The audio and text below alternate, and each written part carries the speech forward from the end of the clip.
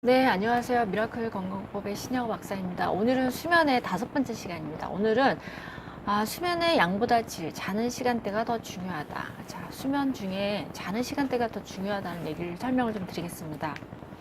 자, 우리가 가장 건강한 수면은 7시간을 자는 것이라고 어느 연구 결과에 의하면 7시간을 자는 사람이 가장 수명이 길었다고 나타나고 있습니다. 근데 여러분들 하루에 7시간 주무시나요? 아마 7시간 주무시기 힘들다 6시간이거든요. 7시간 자기도 쉽지 않고요.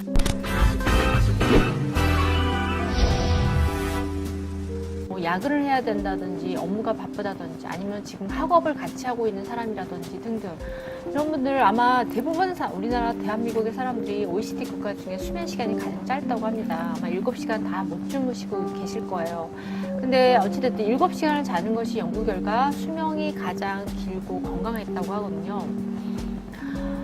근데 저도 책을 보다가 12시를 넘기는 게 다반사거든요. 12시 넘기고 6시에 일어나고, 그리고 저 같은 게 잤던 것 같아요. 제가 예전에 논문 쓸 때 거의 하루 5시간 자기가 힘들었던 것 같아요. 5시간만 자고 살았던 것 같거든요. 근데 지금 생각하면 제가 요즘에 이제 수면에 관한 얘기를 하고 있는데, 사실 안티에이징에서 공부를 하다 보니까 안티에이징의 가장 중요한 것이 시작점이 수면이라는 생각이 들더라고요. 우리가 잠을 자는 거는 돈을 내는 것도 아니고 비싼 화장품을 바르는 것도 아닌데 그 쉬운 것을 못하고 살았더라고요. 저도 그 쉬운 것을 못하고 살았고, 아마 여러분들도 그렇게 가장 쉽다고 생각되는 것을 아마 실천하지 못하고 사는 경우가 굉장히 많을 겁니다. 바쁘다 보니까.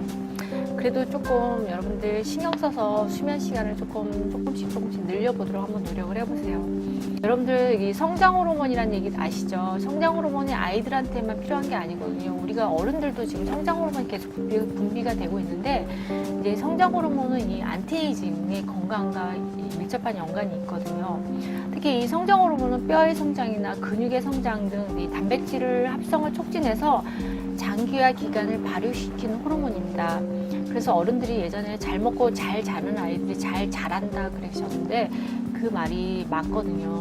맞고, 특히 저도 어릴 때 굉장히 잠을 잘 잤던 것 같아요. 어릴 때 어린 시절에는 잠을 참 많이 잤어서 그래서 그런지 굉장히 편식도 하고 입도 짧고 잘 안 먹고 이런 아이였는데, 상대적으로 잠을 잘 자서 그런지 키가 참 많이 큽니다. 제 키가 73이거든요. 그래서 제가 가끔 느끼는 거는 잠을 잘 자서 키가 잘 크지 않았나 이런 생각이 가끔 듭니다.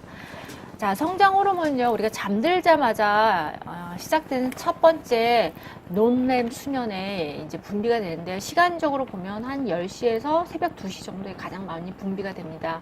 이때가 이제 피부 미인들한테 10시쯤, 그래서 왜 피부 미인들은 10시쯤 일찍 잠잔다고 하는데 이게 맞는 말이거든요. 10시쯤 일찍 잠자는 것이 굉장히 피부 건강에 좋고 이 피부의 골든타임이거든요. 그래서 제 친구 중에도 보면 엄청 동안이고 피부도 좋고 엄청 전신적인 건강관리 상태가 전부 다 굉장히 동안이고 피부가 특히 좋은 친구가 있는데요. 이 친구는 우리가 같이 모여있다가 한 10시쯤 되면요 졸기 시작해요. 졸기. 10시쯤 되면 이 사람은 들어가서 자야 되는 친구가 있거든요. 그래서 이 사람을 봐도 그렇고 이 성장 호르몬이 굉장히 인간의 얼굴이나 피부 상태나 건강에 굉장히 중요하다는 걸 느꼈습니다. 여러분들이 성장 호르몬이 분비되는 10시에서 새벽 2시가 피부의 골든타임이라는 거 잊지 마시고요.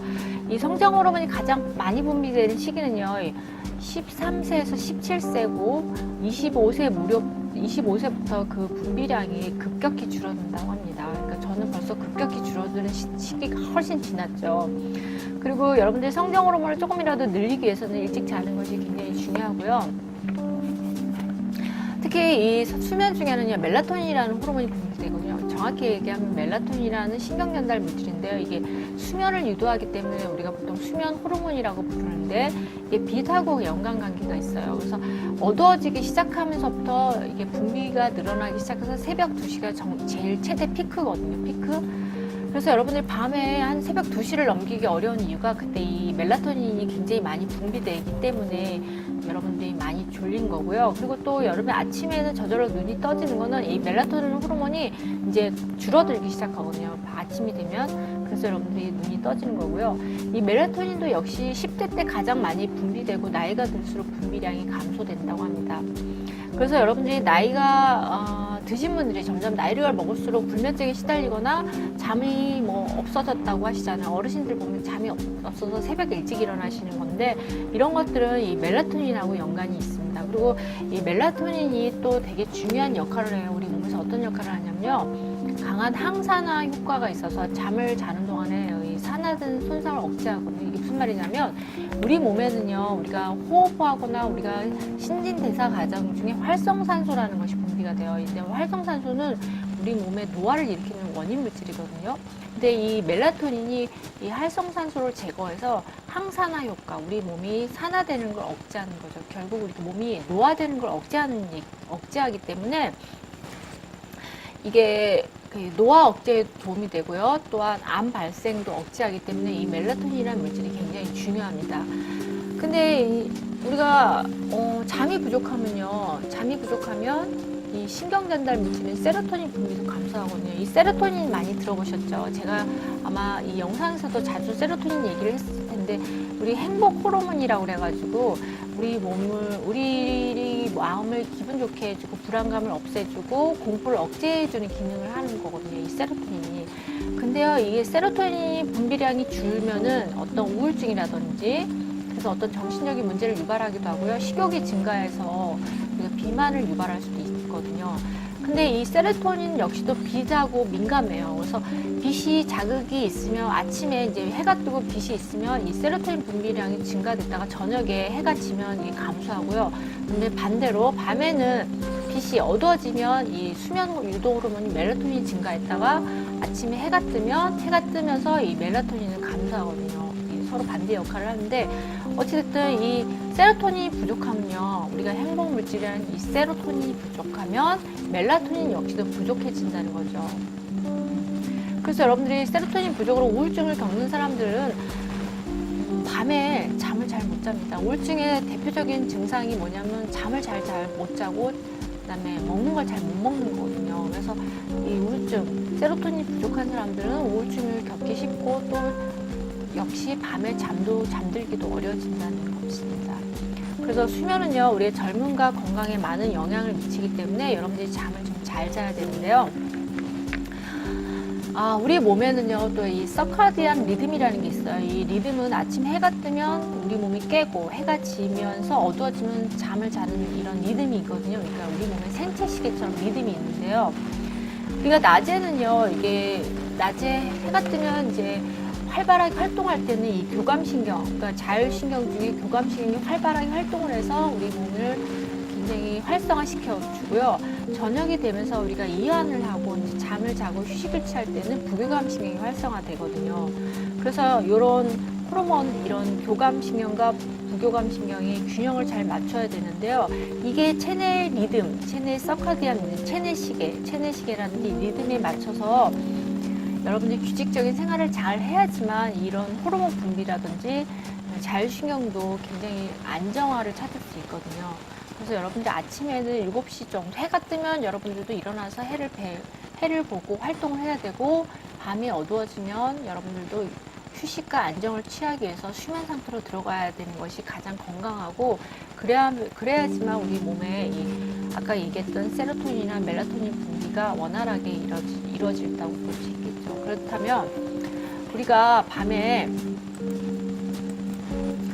수면의 질을 높이기 위한 방법들을 한 4가지 설명을 드리겠습니다. 그러니까 우리가 수면을 잘 자기 위해서, 그리고 우리가 밤에 낮에는 세로토닌 분비량을 높게 하고 밤에는 멜라토닌 분비량을 높게 하기 위해서는 잠을 잘 자야 되겠죠. 그러면 수면의 질을 높이기 위한 방법을 4가지 설명하겠습니다. 첫 번째는요, 낮 시간 동안에 여러분들이 충분한 햇볕을 쬐야 합니다. 왜 그러냐면요, 낮 동안에 충분한 햇빛을 쬐야지만 내 몸에서 세로토닌이라는 분비물이 신경 전달 물질이 많이 발생이 되고 또 이 밤에는 이 세로토닌이 멜라토닌을 합성하는 역할을 하거든요. 그래서 여러분들이 밤에는 또 잠을 잘 자야지만 멜라토닌 분비가 잘 돼야지만 여러분이 잠을 잘 잘 수 있잖아요. 그래서 결국은 낮에 충분한 햇빛을 쬐야지 세로토닌 분비가 많아지고 또 세로토닌 분비가 많아야 멜라토닌 분비가 많아져서 잠을 충분히 잘 수 있는 것입니다. 자, 두 번째는요, 낮에 활동량을 좀 늘려야 합니다. 여러분들이 낮에 밤에 잠을 잘 못 주무신다면 내가 낮에 충분히 활동하지 않았나를 한번 생각해 보셔야 합니다. 특히 여러분들이 육체 노동을 하시지 않고 대부분 요즘에 사무직 같은 분들은 이제 정신 노동을 많이 하잖아요. 우리가 사무실에 앉아서 정신 노동을 많이 하는데 우리가 정신 노동을 많이 해서 굉장히 피곤할 것 같다고 생각하지만 실제로는 우리가 육체를 움직이지 않았기 때문에 여러 가지 불면증의 원인이 될 수 있기 때문에 여러분들이 신체 활동, 육체적인 신체 활동을 낮에 좀 늘리셔야 합니다. 예를 들면 걷는다든지 어떤 운동을 한다든지 그래서 이 신체적인 활동을 좀 늘리셔야지만 여러분은 밤에 충분히 잠을 잘 잘 수 있습니다. 그다음 세 번째는요, 정해진 시간에 규칙적으로 일어나는 게 중요합니다. 여러분들이 아마 아침 저녁 시간이 좀 불규칙하신 분들이 있을 거예요. 특히 밤에 늦게까지 책을 봤다든지 아니면 밤에 회식이 있었다든지 그래서 잠자는 시간이 좀 저녁에는 들쑥날쑥할지 모르겠지만 그러더라도 아침에 일어나는 시간을 규칙적으로 일정한 시간을 딱 정해서 규칙적으로 아무리 늦게 자도 그 시간에 딱 일어나셔야지 여러분들 수면 이 패턴이 규칙적으로 리듬이 깨지지 않거든요. 그러니까 생체 리듬이 깨지지 않거든요. 그러니까 아침에 여러분들이 저녁에 자는 시간이 몇 시이든 간에 여러분들 아침에 일어나는 시간을 일정한 시간을 딱 정해 놓으시고 그 시간을 지키시기 바랍니다. 그리고 네 번째는요, 수면을 하기 전에 여러분들이 피해야 될 네 가지가 있는데 첫 번째는 야식입니다. 여러분들 밤늦게 뭔가를 먹거나 하는 것들은 수면을 방해하는 요소가 되기 때문에 야식은 피하셔야 되고요. 그 다음에 카페인. 당연하겠죠. 여러분들 카페인 드시면 수면 방해하잖아요. 커피 같은 거. 그 다음에 스마트폰을 하게 되면 그 푸른 블루라이트가 여러분들 뇌를 각성시켜서 잠이 달아나게 하고요. 우리 뇌는 밝은 빛을 쬐면은 낮이라고 착각을 하기 때문에 여러분들이 잠이 들기가 더 어렵기 때문에 잠자기 전에는 스마트폰을 피하셔야 되고요. 그다음에 저녁 운동.